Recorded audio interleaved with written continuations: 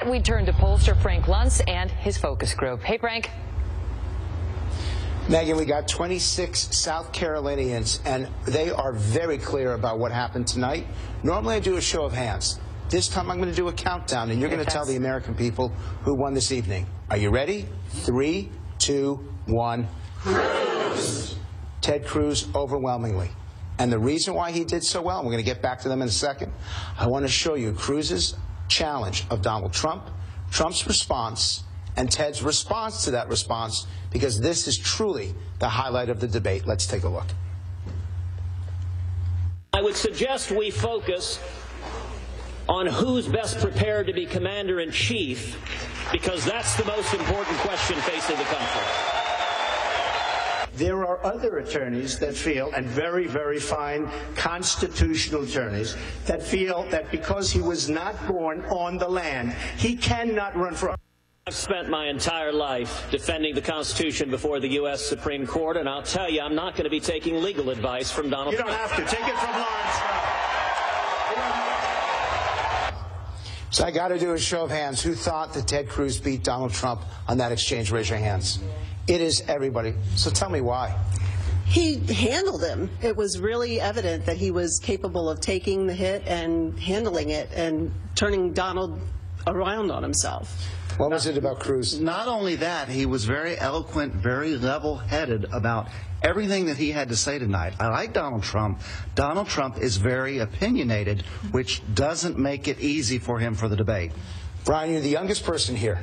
Have you ever voted for president before? No, sir. So who won that exchange? I think Ted Cruz did from the opening statement. I think that he is willing to die for this country instead of staying on his knees. And I feel like Donald Trump isn't willing to do that. I think he's in it for personal gain. Kim, what was so either effective about what Cruz said or where Donald Trump came up short on that exchange? He's so engaging. He just goes, quick. And you can't believe what he says.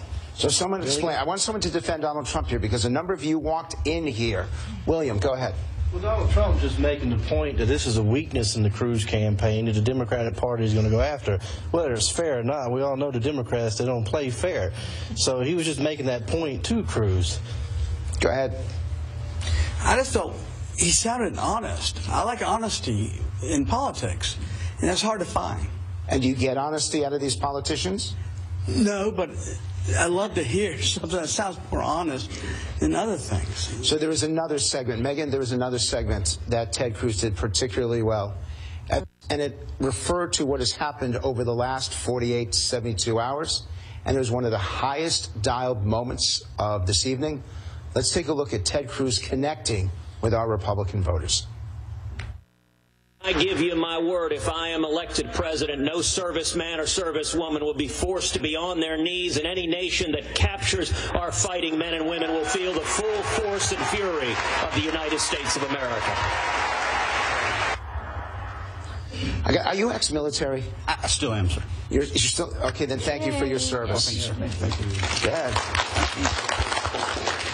How did you feel when Cruz said that about our men and women in uniform? I think it's very, very important that we take care of our veterans. Are we?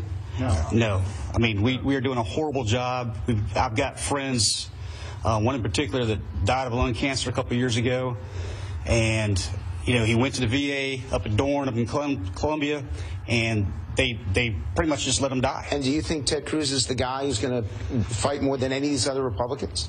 I think both he and Donald Trump are really kind of focused on veterans and veterans issues better than anybody else.